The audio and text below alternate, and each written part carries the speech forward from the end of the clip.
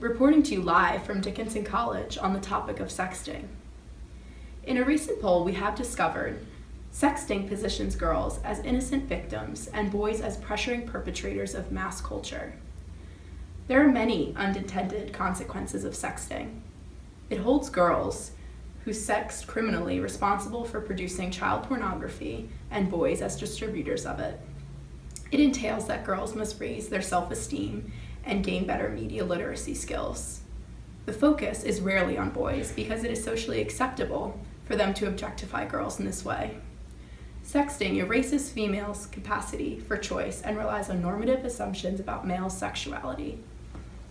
Sexting is sexually explicit or graphic messages sent via email, text, Snapchat, or other media applications. Here are some scenarios in which sexting takes place. An experimental phase for teens who are not yet sexually active, between two romantic partners in lieu of or as a prelude to sexual activity or as a part of a simple sexual relationship. In a 2009 survey, 58% of 12-year-olds owned a cell phone. Now, cell phone ownership increases dramatically with age, obviously. 80% of teens age 17 own a cell phone, and the survey showed 19% of the teens age 13 through 19 who participated said that they had sent a sexual suggestive picture or video of themselves to someone, and 31% had received a nude or semi-nude picture from someone else.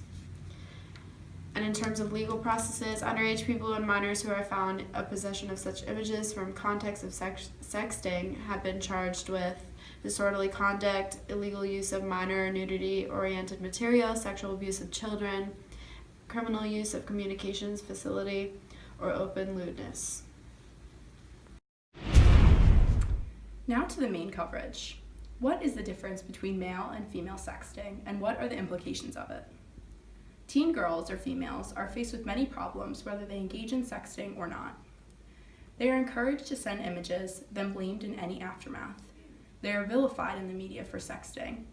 They are at risk if they openly speak about sexual activities and practices. For girls, asking guys for sexual favors is viewed as uncommon, unthinkable, and disgusting. Girls sometimes get the wrong message and don't understand the guys' or males' intentions when they ask for photos. They are made to believe it is a sign of desirability. And finally, girls are denigrated as sluts or insecure if they've sexted, and prudes or stuck up if they didn't. For boys or males, they are admired for possessing sexted photos. They are under pressure to post bodily images to prove their masculinity. For example, pictures of their abs, pecs, and general shirtless images.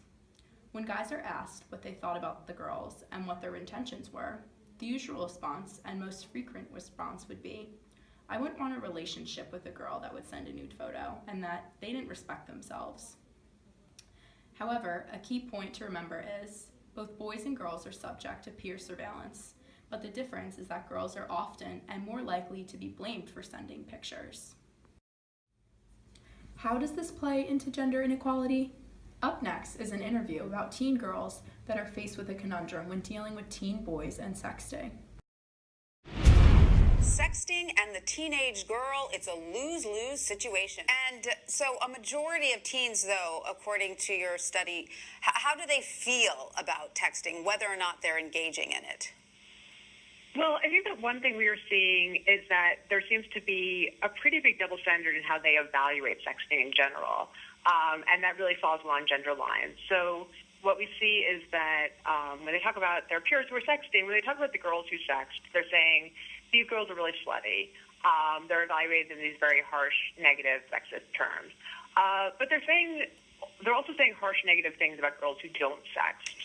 So those girls will get called prudes or they'll get called stuck up. Well, this is what I wanted to ask you about, though, quickly, because it says the boys seem to perceive the girls with these labels.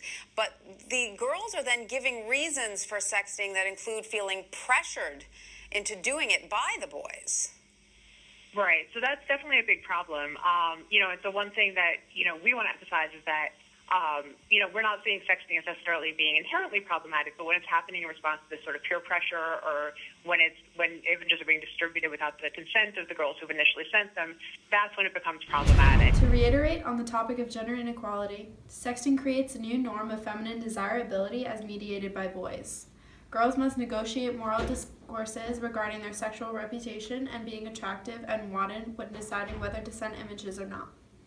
Sexting reveals and relates to a wider sexist, sexualized culture in gender-specific ways. Young people are managing globalized, consumer-oriented cultures. There are gendered expectations on appearance and bodies, and gendered scripts of masculinity and femininity with pressures around certain forms of sexuality when coercion may be seen as normal. Our coverage of sexting, gender inequalities, and the double standards it creates ends on these thoughts. Girls' own sexual desires or pleasures are discounted or seen as wrong or inappropriate, while boys' sexual desires or pleasures are permissible and encouraged. Females are expected to take responsibility within sexting situations, while males are not expected to understand their responsibility within sexting situations. This produces a sexual double standard and intensifies a system of sexual and gendered oppression. In regards to solving the gender inequality created from sexting, it has been said that one goal is to attack the gender system and its primacy in organizing social life, but the second goal is to defend women as a group. Defending women or advancing their interests emphasizes their status as a special group with a unique collective interest, distinct from men, thus replaying and perhaps reinforcing the very gender dichotomy crucial to the system of gender oppression.